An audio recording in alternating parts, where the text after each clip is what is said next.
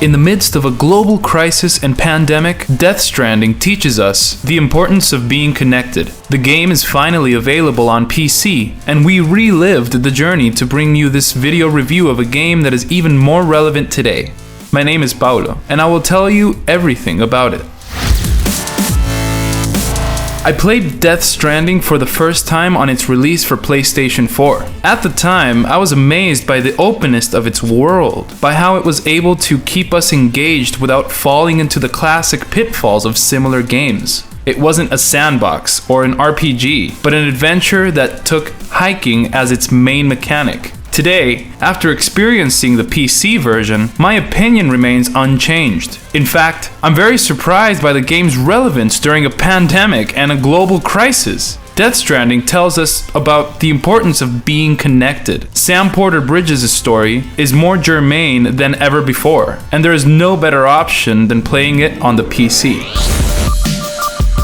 As I said a few weeks ago when we had the chance to play an early access version of the game, this port is amazing. As expected, when we max out the graphics, the PC version looks a lot better than the console releases. And surprisingly, the technical requirements are not high. Death Stranding for PC is a landmark for Horizon Zero Dawn, and leaves us most eager to see Sony games for PC. Death Stranding takes place during a post-apocalyptic United States, after a catastrophic event caused destructive creatures to roam the earth. The threshold separating the living from the dead is thinner than ever. The world is covered in darkness, and its only hope are messengers like Sam Porter Bridges, Norman Reedus, our MC, who is in charge of delivering supplies to isolated colonies with the end of reconnecting them through a network of wireless communications called the Chiral Network. Therefore, our objective is to deliver packages to different locations on the map. Our main goal is to connect the wireless network. No mean feat, since it will involve crossing a huge map,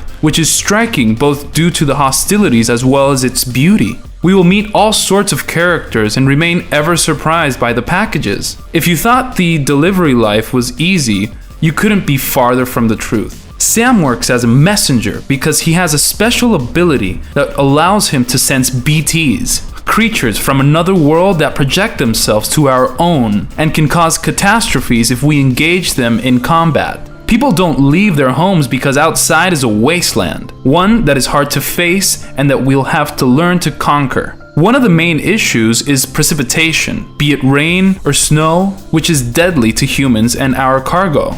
In Death Stranding, our objective will always remain to arrive safely at our destination, something that is easier than arriving with our cargo intact. Rainfall attracts the terrifying BTs and damages our shipment, so not getting wet for long will be crucial. The issue lies in that it's best to be stealthy when facing BTs, and here is where we can clearly see Hideo Kojima's fingerprints.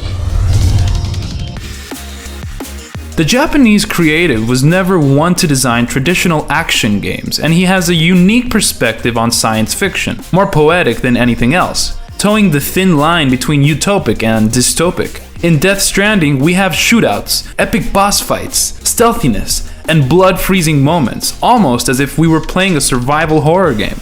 When I said that the game's main mechanic is hiking, I meant that we were going to spend most of our time exploring. But nothing is easy, or what it seems. Our objective will be to conquer the land. As I said, we have to seek shelter from the rain, and learn to climb and build structures to take shortcuts or to simply not fall with the cargo and irreparably damage it. We also have to find the best route to avoid enemies, with BTs and other humans like the mules, organized groups that ambush and kill messengers to steal their cargoes.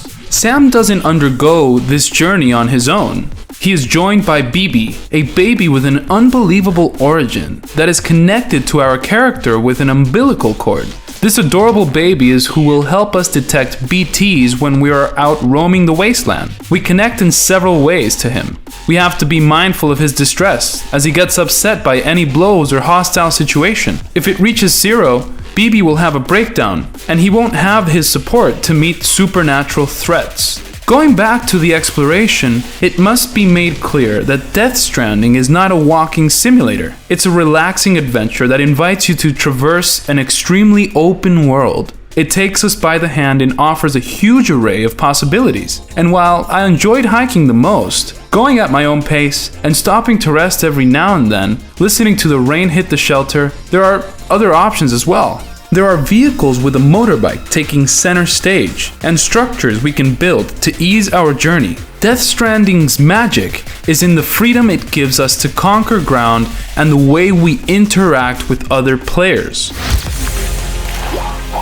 The multiplayer mode is asynchronous. We won't actually meet anyone, but we will see signs left behind on the map. We might reach an incredibly difficult to cross river, and when we hike to go around it, find a ladder left by another player. We can also make our own way through the mountains with pickaxes, ropes, and ladders. We can leave each of these behind where they'll lie waiting to be used by another player. These interactions are indirect, and the way we can thank other players is by giving them likes, as if it were a social network.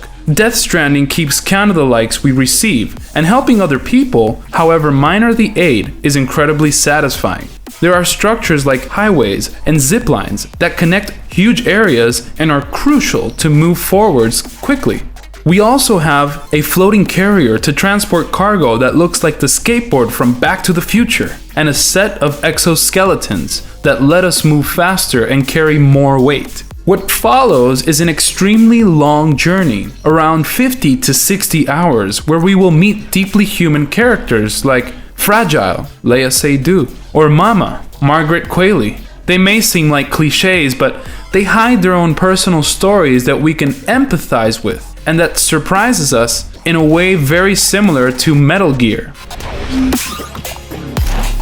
Death Stranding on PC is the best version of a true masterpiece. Reason why it gets a score of 10 out of 10. The pace of the game is relaxed and the open world is immutable, so conquering it requires great effort and patience. This makes it boring for some players, but for others it will be tremendously rewarding because our steps, however small, have weight in the world of Death Stranding.